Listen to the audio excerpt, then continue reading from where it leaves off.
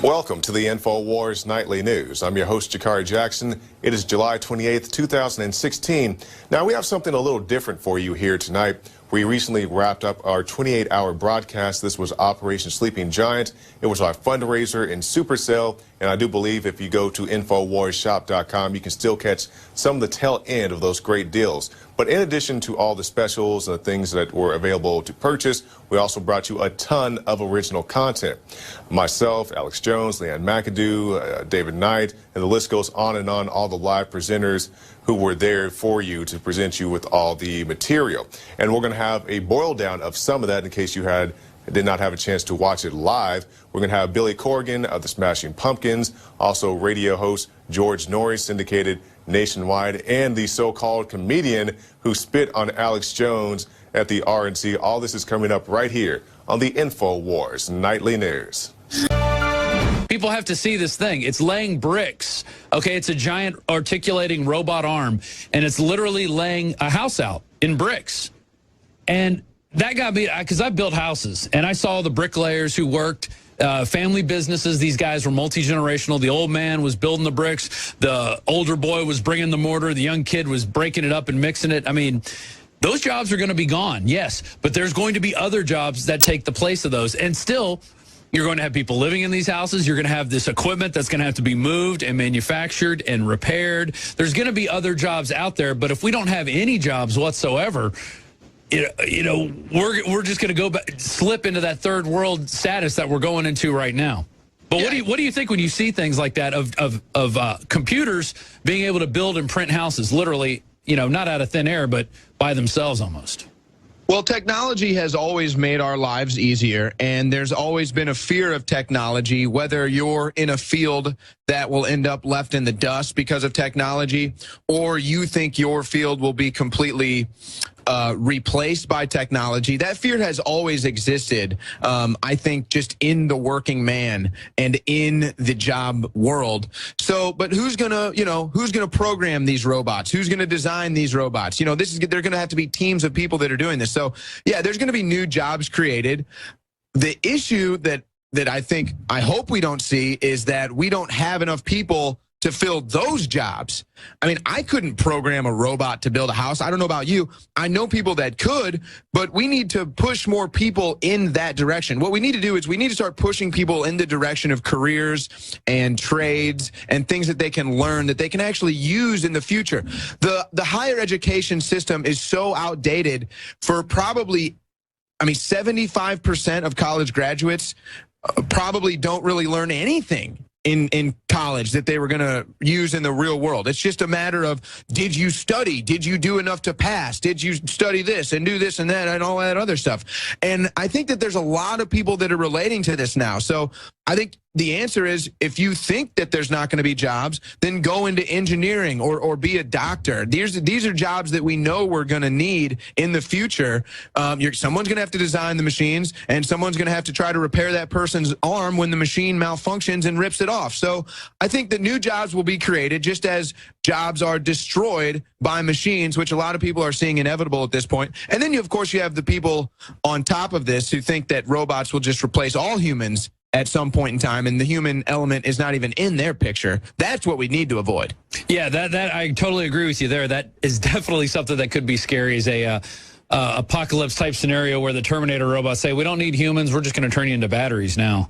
And then we get something like what we see with the Matrix. But I think it's interesting that, you know, if you look back when the car was created, people are like, what about all these horses? What about all these stable guys? What about all this industry that were created around the horse and carriage? Well, it was replaced with a new industry, and people still had jobs, but you had to change and adapt. And that's the world we're looking at, is changing and adapting, but it's going to be a little faster than every 1 or 2 generations. It's going to be, you're going to have multi-generational adaptations going on, but the good thing is that information is available to us. And I will point out that the cover of this month's Consumer Reports said, I'm paraphrasing, going to college ruined my life. These people are in massive debts, and they can't get jobs in order to support that $100,000 debt that they have that is basically worthless to them. So it is an interesting world, but there will be places for people like you and me who go out and report news and make horrible memes like this. Check out this meme, guys, on the camera. I put this one out. the face you make when you catch a Triggly Turk, and it's me and Alex on camera. Someone else shot this. I think this video ended up on World Star Hip Hop. It transcended everything when Alex went up on the Young Turk show on Media Row for the RNC, and everybody went crazy. So put your Triggly Turk memes out there, just as Joe Biggs coined it the other day. And that's how, I think that's one way we can educate people, is with these little memes. Make people see things differently, and they chuckle, and but it sticks with you. It's like, oh yeah, that guy is a total sellout. He's a total freak who loves to talk about other people, and then his other co-hosts are fat shaming people and get caught basically being giant hypocrites. All right, I got to ask you a question about that. Were they live on air when you guys went on the stage, or were they just recording? I think it was live, because they said they cut their live stream. I heard somebody say that, and one of the producers came up as she was pushing my camera, like thinking I'm going to move. She didn't even ask me. She just starts pushing my camera, and I go, don't touch me, don't touch me. She goes, we're live right now. And I said, okay. And I moved out of the way of their camera, but I'm there to shoot video of Alex, and I'm not moving for anybody, especially their arbitrary lines that they think they develop, and they own the whole place now because they're the Young Turks pushing propaganda.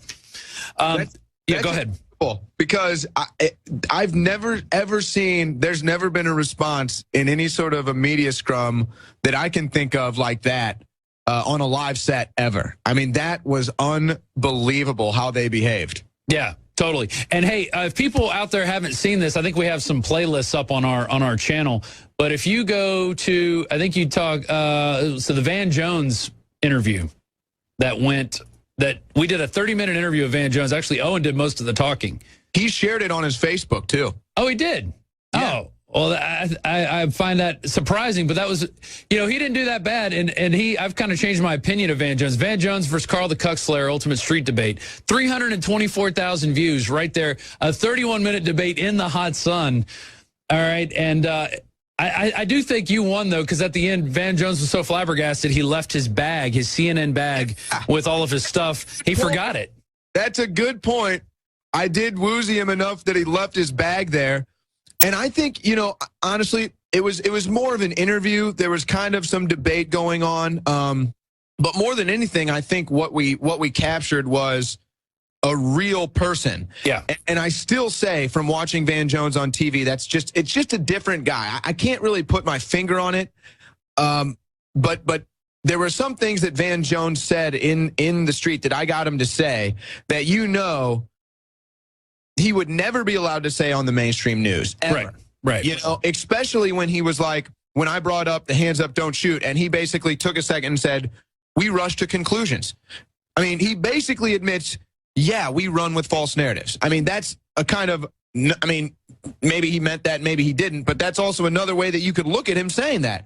But I think that it was a very powerful moment that shows that the left and the right can be brought together on issues, even if it's someone as extreme left as Van Jones and as extreme right as me. And he said at the end of that, one thing we have to do is come together and talk. And that's right. And that's something that we do a lot of. You've done it. You've proven it time and time again that you go out there and talk. You don't degrade people, but you challenge them with ideas and facts, and you're very quick to come back. So right now, at this moment in time right here, where it's at 3:29 Central Time, I've talked with Alex. We're going to offer you a job. We're going to fly you down here and give you the interview and do everything. And I just want to do it right here live on the air. We'd love to have you out here, and I think there's definitely a place for you here in the INFOWARS family. Well, I don't know if you can tell that I'm blushing right now. I'm a little sunburnt from the pool yesterday, but when I woke up from my sheeple state and I found INFOWARS, I can't tell you how much of a dream it is, and it's because you guys are the tip of the spear. And like you said, man, I want to be the tip of the spear. I want to engage in debate. I want to awaken humanity. People are so powerful. If they just knew how much power they had, we could make the world a better place in a heartbeat. And I'll tell you a little secret. At the end of that 31-minute interview, I turned the camera to you and I said, close it out. And you closed it out and you ended with, "This is Owen Schrayer for Infowars.com." And that to me said, you were the right person for this job, because even after 30 minutes in the hot sun, you still remember to say your name and who you work for. So, and you don't even work for us at the time. You were just like, boom, you're in the zone. You knew what to say. Hey, did you even look at the resume I sent you? Yes, I just looked at it. Okay. Hey, I'm qualified, man. I know. You've been doing radio. You've been doing. You're more than qualified to come in here and do. Here's the thing. Everybody does a lot of jobs here. There's not just one job. There's a multitude of jobs, and you know how to do. You know how to do technical stuff. You know how to get in front of the camera, and we're gonna make sure you know how to edit and shoot camera. And let me just say this, because there's a lot of people that know this about me. Rob, I've been working in sports media for over 5 years. You know that. I've been obsessed with sports my whole life, and there were a lot of people that wanted this moment to come. They wanted me to finally get out of sports and into news and politics. So I hope I can't wait to get down there. I can't wait to see your guys' studios. I hope you guys are ready for me. I'm planning on bringing the heat. I think that your staff wants to bring the heat too. I can't wait to work with Alex Jones. It's beyond an honor. And let's sharpen that tip of the spear. I'm going to get there. I'm going to sharpen that bad boy. Good. That's what I want to hear. Now stand by. I got David Knight waiting in the wings. But I want you to hang out here for the rest of the hour and pop in if you got anything to say. Just kind of raise your hand and they'll let me know that you want to say something. And we'll go. Elizabeth Warren, Heil Hitler. Oh, she did it too. They caught her doing it. Amazing during her speech.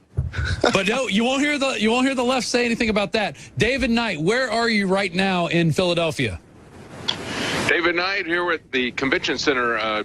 We're at right in front of Barack Obama at the moment. Oh, yeah. Of course, he's just there. He's not photobombing us. He's actually a standee. He's pretty much a cardboard cutout of what he is. That's right. And, of course, they're asking him, it's interesting. We see this narrative about the Russians being behind this leak. That's what they're trying to push out there to get everybody off of the content. But I think also to try to attack Trump, try to hang this around him. Yes, I've been thinking about, yes. Yeah, Trump called people taco eaters. That's right. Exactly. Go ahead. Yeah, big deal. Well, the thing is, I was just telling Michael Zimmerman, if you want to look for a state actor behind these email leaks, I would look at the United States, because these are people who just saw Hillary Clinton expose our most vital secrets and get away with it. Okay, and that was just about a month ago or so. So I think these people, if they're worth their salt, if they take their job seriously, they would make sure that she's not going to get in the White House, even if she's not going to be going to prison.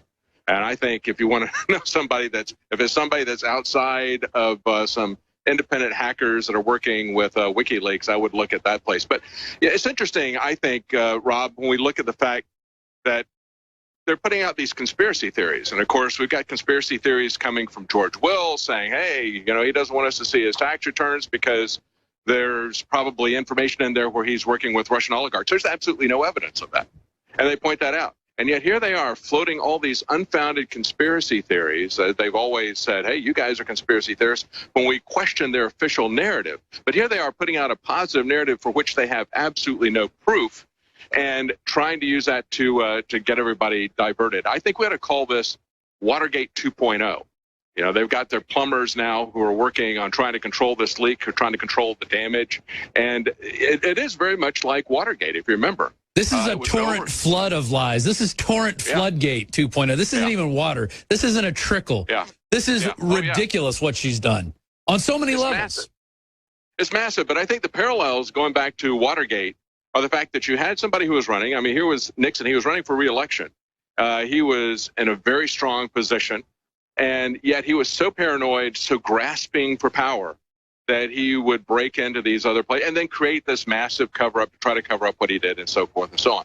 And we understand the involvement of the CIA and the FBI and the fact that there was evidence of a coup there as well. So there's a lot of parallels going back to the 1970s to Richard Nixon. I think especially the fact that she continues to insist that she's not a crook when everybody knows that she is. Everybody knew that Richard Nixon was a crook, even though he kept saying he wasn't. And I think Hillary Clinton is going to go down in history like another Richard Nixon. Yeah, I agree. And what's funny is we had the Hillary for Prison banner driving around Independence Square on Monday. And I would, after it go by, I'd go and ask people what they thought of it. And I had this one guy in the tri-corner hat, and he said, "Oh, they should be putting other people in prison like Nixon." Well, I'm sorry, Nixon's dead, man. We got to work on the criminals now. If we don't start somewhere, yeah, exactly. Let's dig him up and put him in jail. If we don't start now, well, how are we to say we didn't learn? That was your generation's fault that you didn't put him in jail. It's not my fault, okay? Yeah. My generation wants to put Hillary Clinton in prison. And by the way, we now have 20% off all T-shirts if you want to get your Hillary for Prison T-shirt, and you could show it just like that banner that's driving around Philadelphia right now. We had it driving around in front of the MSNBC studio and in front of Independence Square, triggering people. I triggered a gun grabber, this kind of portly man who at the end of the video says he wants to get rid of all guns. That's what these people think. These people think guns are the problem, not criminals like Hillary Clinton. Anything she does is okay because these people have to suspend disbelief in order to get to that point. So we're right now in the middle of operation, not even in the middle, but in the first 5 hours. This is the 4.5 hours into Operation Sleeping Giant. It's our super sale and fundraisers going on right now. 40% off Brain Force, 20% off all Pro Pure water filters, 30% off Survival Shield X2, an amazing product. 30% off Super Male and Female Vitality, both amazing products. 20% off all survival seeds, 20% off all shirts, 30% off Liver Shield, and many, many other specials. David, what products out of the INFOWARS Lifeline do you take?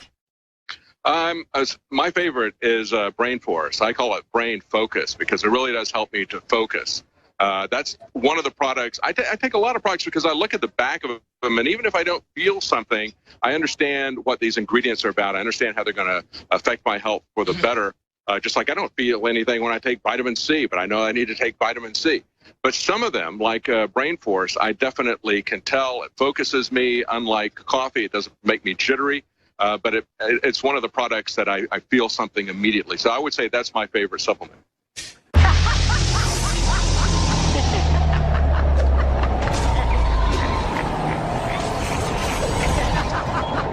Was crazy. I imagine tonight's going to be crazy. We're going to get that perspective from Joe Biggs in just 1 second because he is live out at a media tent. There must be some big to go. It looks like some sort of Castro in training is up there, probably telling us how to act and what to say. So Rosario Dawson's about to walk up and speak. Oh yeah. And what is she going to tell us how to vote too? We got to be with Hillary. She's behind the girl. No, they're all against. They're all not going to vote. They're all pissed off because of Bernie. They're all walkouts. Oh, so these are walkout delegates. Well, this is good. Hey, are you going to go confront the spitter after this? You know I am. You got to ask. You got to ask him. Did your mother teach you to spit on people you don't like? And because people don't like it when you talk about their mothers, but spitting on people's okay. And why did the Young Turks edit that out of their video that they showed? Because that's a big deal that they edited that out and then pretended like they were assaulted. Well, so, we might even be able to do this live. So yeah, we might. In fact, that would be great if we could do it live. Do you have 2 cameras running or just one? I've got my personal camera. I'm taking pictures with Rosario Dawson's about to speak. I would say run video of that while you confront that guy when that happens. And girl who was big for Bernie. And then was censored. So Rosario Dawson's an actress, like a mid-level actress, and Susan Sarandon's pissed off. She left. She said, "I'm out. I'm done with the Democratic Party." She was a Democrat, a big fan of Bernie Sanders, and she spoke, I think, on Monday night or Sunday night actually, and she left. Oh, hey, Jimmy's over here. He's down he's walked away. I'm gonna walk. All right, go get him. Go get him. All right, so this is the guy that spit on Alex Jones when we were over at the Young Turks media tent. So Joe Biggs is going to confirm. Go for it, Joe. Just go when you're ready. I'll stop. I'll shut up. I'm just describing this for people, setting it up. Go. Joe Biggs live. Hey, did your mom teach you how to spit? Where'd you learn how to spit on people, Jimmy? How you doing, brother? Hey, where'd you learn that spitting technique at? Do you always spit on people when you disagree with them? That's the big story here. That's it. It's all over. Let's go see what happens later. Is that something you normally do? You go spit on people? Huh? How you doing? I'm good. How you doing? Nice. That's a nice thing you got. Yeah, cool. You? How are you? I'm good. How are you, man? Come on with me. Come this way. Yeah, let's go over here. Yeah, talk to him. This is the guy that spit on. He's like a low-level minion of the Young Turks, and he believes spitting on people. Watch out, he might be going for his tea. Hey, you're not going for your tea, are you? That's a little honesty. What's your name, brother? Hey, I'm Joe Biggs with INFOWARS.com. Hey, Joe, how are you? I'm doing fantastic, actually. I gotta tell you, Alex Jones is fucking funny, and you know it. He is funny, right? You agree with me? Oh, I think he's a great guy. I mean, he's actually funny, though. Ask him if he deserved to be spit on. funny. Ask him if he deserved to be spit on. But why would you spit, though? Hey, Come on, brother. Why would you spit? How you doing? When I was going up there, he said something. I think he said, "Yeah, I'm trying to be nice," and it was so funny. And it was so funny that I did a spit take, which to me is the highest compliment you could give to another comedian. And so that's what I was really doing. And so mad respect to Alex Jones. So really, no kidding. Have him contact me. We could do a thing together. Yeah. But thanks. Good to talk to you, Joe. Anything else? Nah, man. So what do you think about this election process? Who are you going for? Who am I going for? Certainly not Hillary Clinton, and certainly not Donald Trump. So you're following the Jill Stein now? You know what? I don't know. You know what? I saw her speak for the first time yesterday, and 2 days ago. And she gave a really good speech. And there's a couple of things on her platform I don't agree with either. But I don't see I can give my vote to corruption. You know, Debbie Wasserman Schultz got kicked out for being corrupt, and So immediately she got what do you hired. think about that, though, with the DNC leaks? How the DNC leaks can come out? It shows the collusion between the No mainstream shit. media I'm with you. and Debbie Wasserman. No, you're fine. And then Hillary Clinton brings her in as an honorary chairman of her campaign. Dude, that's ridiculous, right? Yeah. That's like, oh, so you're corrupt, we have to fire you, but we're going to hire you onto my campaign and I'm going to be president? That's horrible. That's what I think this is about a little bit. It was more about Nina Turner not being allowed to speak, so people are upset about that. So they're totally disrespecting the real liberals, right, in the party, and that's the big problem, right? So people are upset that the Democratic Party has moved to the right, and they're corporatists. Ask him if Anna is going to apologize for fat-shaming Alex. And you know, if Anna Kasparian's going to apologize for a fat shaming, isn't she like the big anti-fat shaming person? She fat-shamed Alex. You know, Jack's been going through some pizza boxes, but no, I don't know what that. I don't know what Anna's going to say. But mad props to Alex for being funny. And I don't know if I actually went on YouTube, and there's a whole series of Alex Jones hilarious videos. You've seen those, right? And he is. I'm not kidding, by the way. I'm not. That's not even a little bit of a joke. I'm being humorous, but it's serious. And then after the spit take, he goes, "He says, hey, that guy spit in my basement," which is also funny. That's like a biohazard, It though, was man. funny. We don't know what No. It wasn't. No, it wasn't spit. I wouldn't. but it was spit. in your mouth. I don't know where you've been. It was It was involuntary. Alex is hilarious. How do you involuntarily spit? Spit take? You know what a spit take is. Come on, Joe. Oh my God! Come on, man. You know what? I would like Alex. We should set it up that he could spit iced tea in my face if he would Okay, I like. think we can. I'm serious. That would be okay with me. All right, man. All right, Okay, tell him brother. thanks. Tell Nice him to talk thanks. to you, Joe. Alex the kid. Alex is funny. All right, buddy. All right, I think he just wanted you to say Alex actually does have a great sense of humor, and we've done a lot of funny skits around here that I think are hilarious. So, Joe, what have you seen today going on, especially after last night? Last night looked a lot crazier than Monday night, let me tell you. Last night was definitely interesting because you had two different factions. You had two different groups playing out. There was a large Black Lives Matter protest that was in the thousands, and they started North Broad. It's Temple University. It took a while to start, but as they got a larger crowd, then you had a speaker come up with Black Lives Matter telling all white reporters to get to the back of the line. And I started tweeting out about that earlier when that was happening. And people were telling me, no, that's BS. That was never said. And now we've seen the video, the footage. It's been out everywhere on Drudge Report. This lady clearly gets up on the vehicle with her bullhorn and says, if you're white, you get the back of the march. You don't belong up front with us. And then they marched all the way down to City Hall. Well, it started dying down, and I ended up taking an Uber further south to FDR Park, where there was a Bernie Sanders rally of people who were very angry about the entire DNC leaks, and they were voicing their opinion about that. And they were talking about how they wanted to get over that wall and get inside and support the delegates when they walk out. So I actually have footage of some of these Bernie Sanders supporters actually climbing this fence to get into the Wells Fargo Center where the DNC was taking place, trying to get out there, and it was quickly shut down. They were arrested. But there were thousands of people in that protest. An hour or so goes by, and the protest down south starts marching north, and they actually end up running into the Black Lives Matter protest under a bridge at Packer Avenue, where there were about 6 squad cars. At that point in time, they started screaming, hey, let's join forces together. Let's march back down towards the DNC. And in that moment, they started pushing the squad cars back. And there was like this epic battle between the police inside the vehicles, the protesters. They were banging on the hoods of the cars, complete and total anarchy, chaos. It was nuts. Yeah, and if you guys can find that footage, it's from last night. And what are the titles of those videos, Joe? It was Protesters Become More Dangerous, I believe. It's got around 50,000 views, 40-something thousand views. Yeah. There was a 19-year-old guy named Joey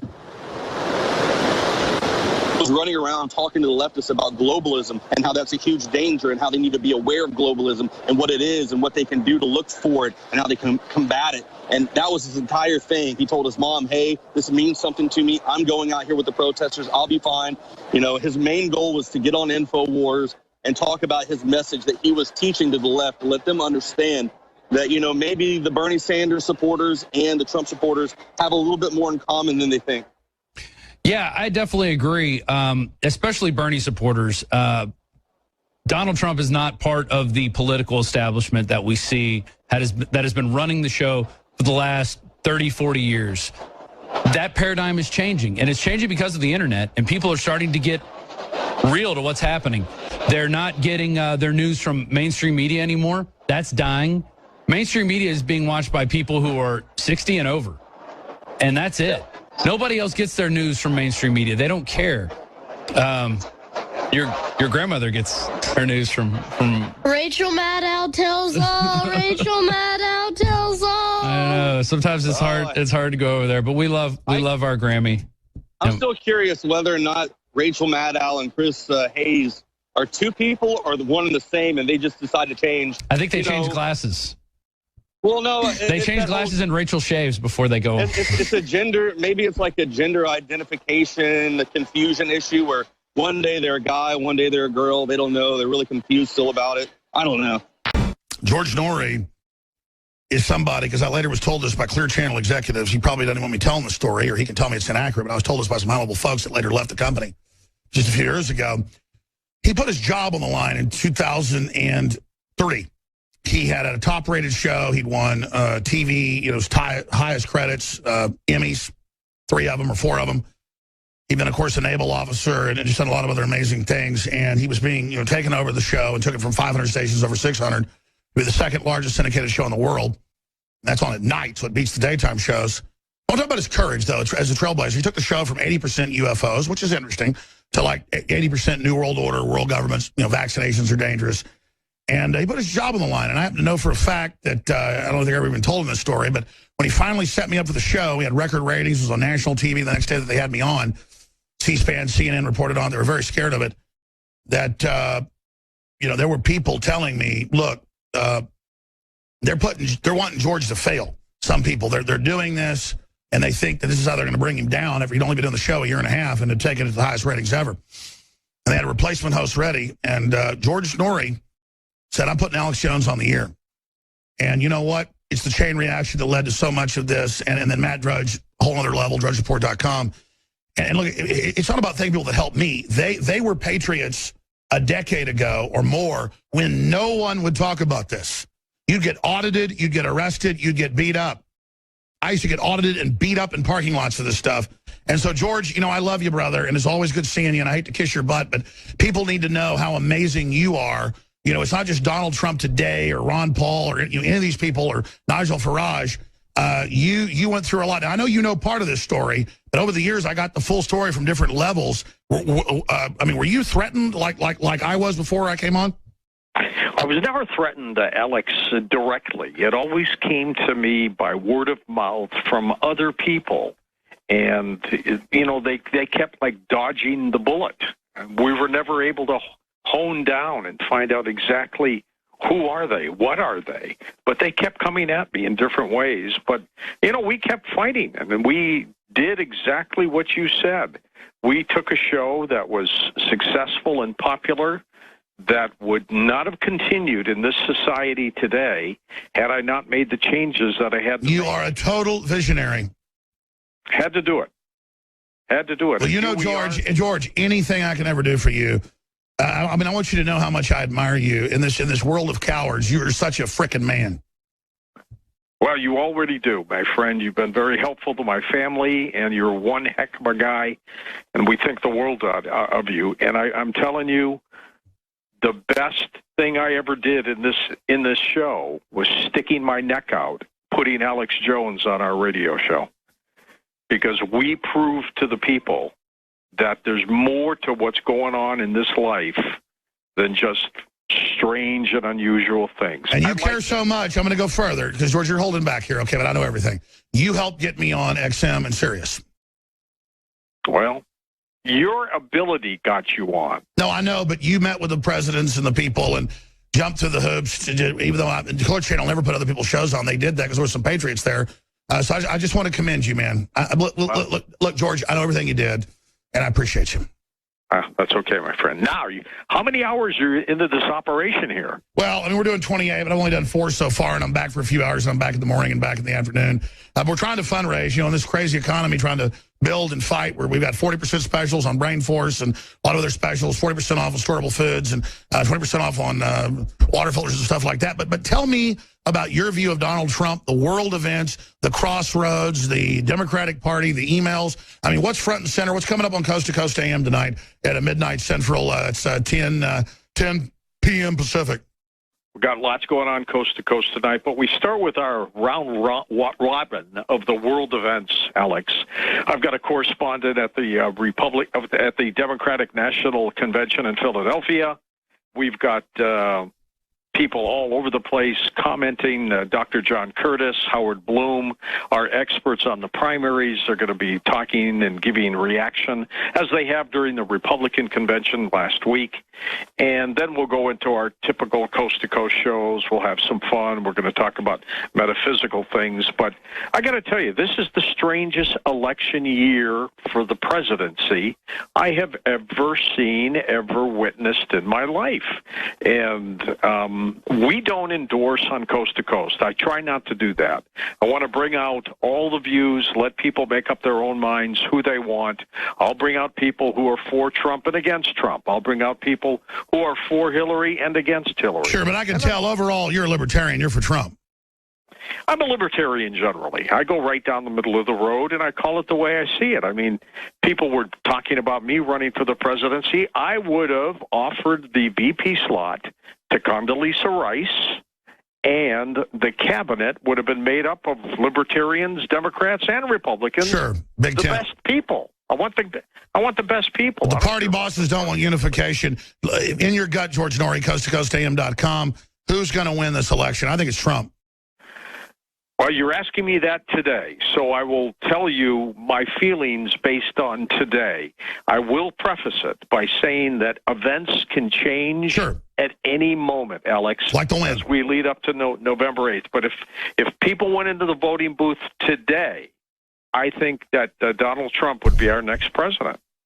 I do too. I'm not going to get into it. People want change. They want change. They're tired of the status quo. Hillary's part of the status quo. Donald Trump is not.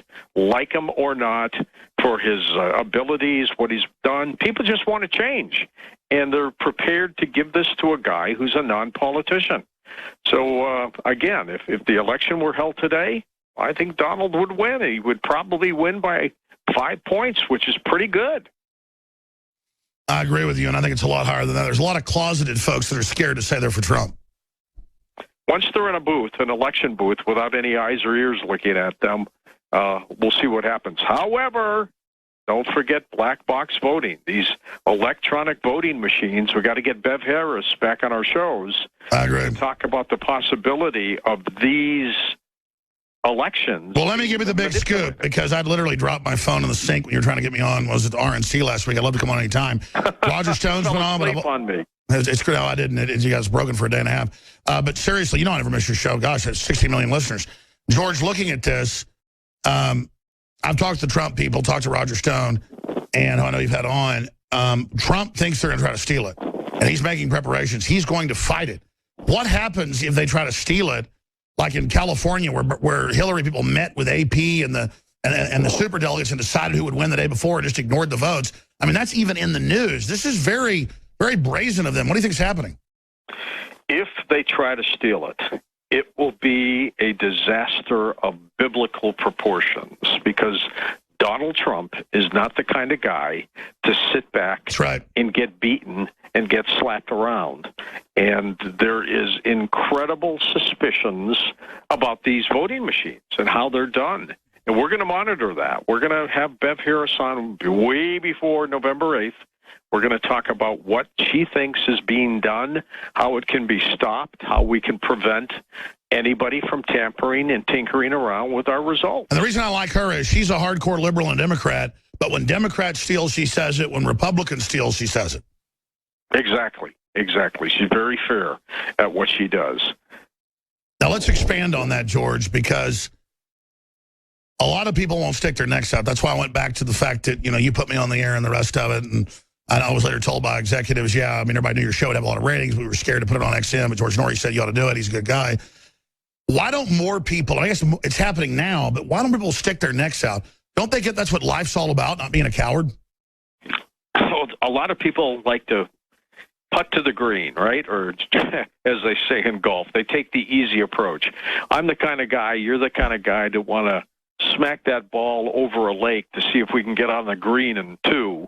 And sometimes we end up hitting it in the water. But you know what? We're going to get it up there eventually. And that's what's going on right now. We don't take the safe approach. We take the approach that we know will work and will help the people in this country. And that's the way we've done it all our lives since we were little kids. We always experimented. We always took the most difficult way.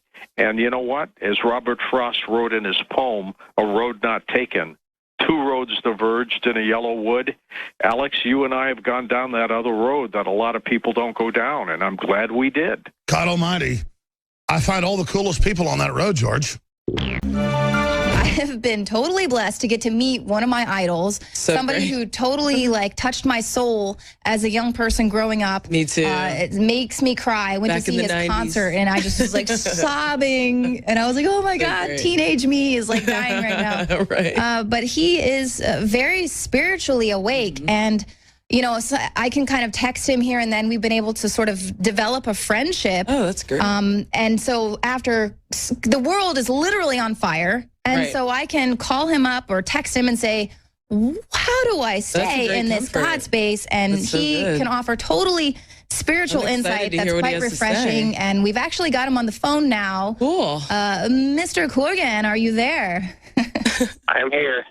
Awesome. So I know you were driving. Are you on the road still? How are you doing? I'm on the byways of America. I'm fine. Thank you for asking. So, okay, it sounds like we've got a really good connection. I don't know if you've been able to tune into any of the show, but we've definitely been kind of going there, talking about Atlantis and some different prophecies, things that have been going on in the world, kind of leading in with you. Just how do we hear, as we're fighting this info war, and we're looking at these stories every day, and we're talking about the prophecies and how we're just sort of seeing these things manifest, and we're seeing the establishment try to gaslight humanity and tell them that they're not, all the craziness and mayhem that you're seeing out there, it's not real. It's almost kind of trying to keep us asleep until they're able to strike. But how do we look at what's going on in the world and maintain kind of a God consciousness and remember who we truly are in the face of all this fear? That's a good question. Well, that's a pretty deep question there. That's why I lead off with it. Well, I think you start from the perspective of you have to be able to understand what you're looking at. And I think, as we talked about the last time I was on, and I got in a bunch of trouble, there's so much going on right now that we're being told not to see what we see. Our natural instinctual systems will tell us this is dangerous, this is uncomfortable. I should have a greater emotional reaction to reading about some terrible thing that happened, and I'm not. Why am I not? So I think we have to each kind of check our own self against what we're seeing and experiencing and note where we're not having an appropriate response. Like you and I were talking earlier today a little bit in preparation for the interview, how ultra-violence is being normalized in our culture. So literally by the end of the day, we're not even focused anymore on the horrible terrorism thing that happened. And I heard a statistic today that literally there's a terrorism attack going on every 84 hours now. Wow. Right, and you're right. It's getting normalized. Like there was 4 or 5 attacks in Germany. Someone's getting hatcheted up with an axe, and then you have the France and I don't know. I can't think of the official title now, but basically admonishing the police officers for how dare you shoot that man that was trying to kill you with an axe and just got done. And then it's like you move on to the next story, the next terrible thing that happens, and the government is telling you, this is the new normal. You need to get used to this. And oh, by the way, we're going to continue opening up the borders, and we know that there's no way to vet this. And what do you think is behind this? Well, I think I like to keep it kind of in the spiritual side of the conversation because I think that's sort of more interesting in the moment. So I want to go back a little bit to what I was saying. You must be able to see clearly what you're looking at, and if you're hypnotized or propagandized, you are almost incapable of having a correct human or humanistic read to what happens. Which is why you see a greater outpouring oftentimes in American culture for things that are terrible. I think back to the time the boy fell in the hole or something, and they had around the clock coverage. I think even the great director Billy Wilder made a movie with Kirk Douglas in the 50s, similar storyline where a boy falls in a hole and everyone goes crazy trying to save the boy. We have an easier time bridging the emotional gap for something like that, something we can relate to. Oh my God, the boy fell in the hole. We want to get the boy out of the hole. Then we can. A drone strike kills 27 people somewhere where we couldn't even point it out on the map. Mm-hmm. So we get into like a disproportionate humanistic response to terrible things, where our senses are inverted.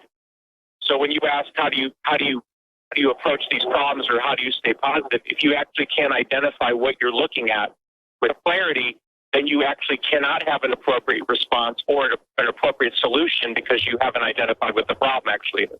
Mm. Yeah, and it seems like there is sort of a concerted effort to kind of confuse people so they can't have the appropriate human response to what's going on around the world. So we were talking a little bit earlier with Stan Deo, just sort of about some prophecies. Talk to me a little bit about what you know about maybe this shift in human understanding. And while some people might not really care about those sort of things, the rulers of this world are quite aware of the more esoteric things going on the planet, in the universe. They are quite aware of this shift in human understanding and are possibly trying to confuse humanity so that we don't have our natural human responses to things. So talk to me a little bit about that, and how do we sort of prepare for this? Well, if anyone ever read the very interesting book about the Doors, Jim Morrison, I think it was called No One Here Gets Out Alive. It came out in the early 80s, and it was written by their former manager. He talked about many things that Jim Morrison was into, but one thing that really stuck out to me as a young person, and I've often thought in terms of playing concerts and being in the audience, is Jim Morrison believed that you could tip a crowd with only about 4 people in the audience. But basically 4 people planted the audience yelling inappropriate things to get the audience to turn against the band. Mm. So the reason I point this out is what you're seeing in and obviously INFOWARS is very connected to this concept. What you're seeing is we're reaching a sort of critical mass / tipping point where you don't have to be aware of everything that's going on. You only have to be aware that what you've been sold your entire life literally is not true.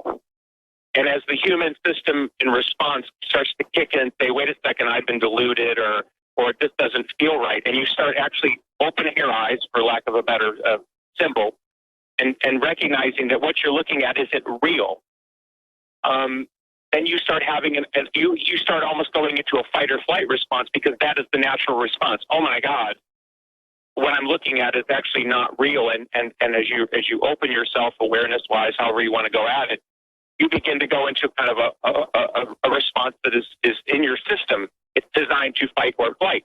And Alex oftentimes takes a lot of crap for, kind of losing his mind in the air, going ballistic or whatever. But he is having an appropriate response to what he's seeing, which is he's overwhelmed by the flight or fight response of what I'm looking at is actually terrifying. Right.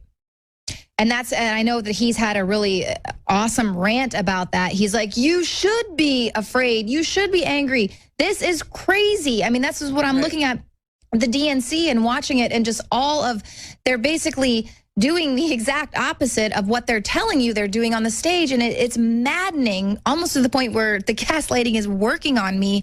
So we know that they're kind of working with this control, energy, massive head game, massive hypnosis, keeping us distracted. How do you find your inner voice? How do you understand or really connect with what that true guidance is if we haven't even been able to connect with that inner voice for such a long time? How do you even begin that journey? Well, that's a really difficult question. Let me take one step back, because obviously the DNC is going on right now, and they have their own version of this. So this is not a political statement as much as an observation from the standpoint of an entertainer. You've had the DNC now on for 3 days, and you've literally had for 3 days not one mention of the scandal. Let's say from the stage, but obviously there's a lot going on around the event. But from the stage, you had no mention of the WikiLeaks hacking. Mm-hmm. You've had no mention of Hillary being investigated by the Justice Department, all that, and obviously that was cleared, controversially.